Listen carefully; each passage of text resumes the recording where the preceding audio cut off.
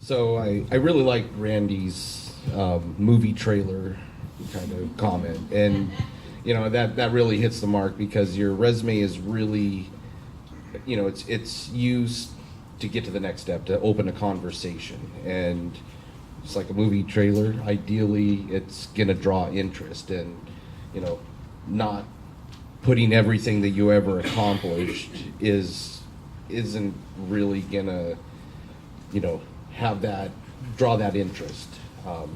Areas of responsibility is something that is important to list versus every deliverable you've ever done, because that's going to be what you're going to do that on a day in day out basis.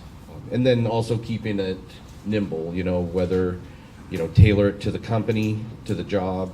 And then the only other thing I'd like to add is make sure you have an objective, or at least a summary if it's a general resume. I've had managers actually tell me I don't want to see the resume unless they have a summary of what they're about.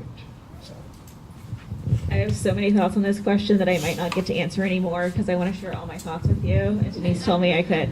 Okay, cover letters are awful. Don't write them unless your company specifically requests it, because if your resume doesn't have the skills that we look, your cover letter is not going to make me want to interview you, but your cover letter can absolutely make me not want to interview if it is poorly written. Do, however, write a cover letter if your position requires writing skills, or if you're looking to relocate and we need to know that you're located in Florida but you're relocating to the Seattle area, then you can write a cover letter. Otherwise, you don't write it well. Don't waste your time unless the company asks for it.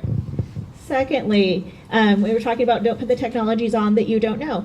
If you also don't want to work in COBOL anymore, don't put it on your resume, because we will Google search, we will find it, we will ask to talk to you for a COBOL job, and you'll be like, why are you calling me? I hate COBOL. Take it off your resume. We were talking about the specificity of the resume. I can't speak right now.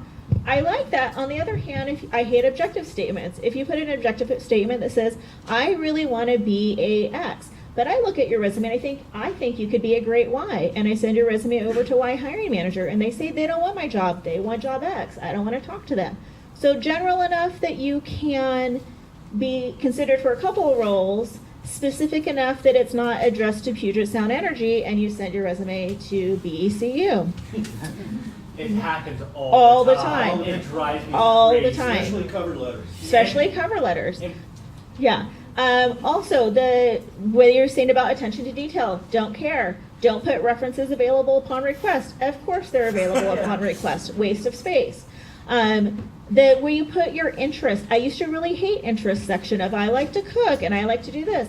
But I do love to know if you're a marathon runner, because that means you set goals that are really hard and you motivate yourself to get to them. I like to know if you've done team sports, because you can work in a group. I like to know if you've been a leader of some type of volunteer organization, or for your kids, if they were AASB president, because they can get people to do stuff with not a lot of money and people like them. I like to know if you have, I have other thoughts on the interests that I'll share with you and come to my table because I've just lost them. But I can see some intrinsic skills from your interests, put them on there. But if you like to cook, I don't really care. Karaoke, it can be a great conversation starter, but it can also irritate people. So, right? So take it or leave it. Some people will love it. Some people will hate it. And then, bullets, grammatical errors are awful. And then my biggest thing is I like measurable results. So if I am scanning in my 5 to 10 seconds of looking at your resume, I want a $sign, I want a number, I want a %. I want to know that you've had measurable results, not that your boss told you that you did a good job and you got a gold star. I want to know that you saved 20% of X, or you increased it by Y, or it was I've worked with 6 servers, or I've worked with 600 servers.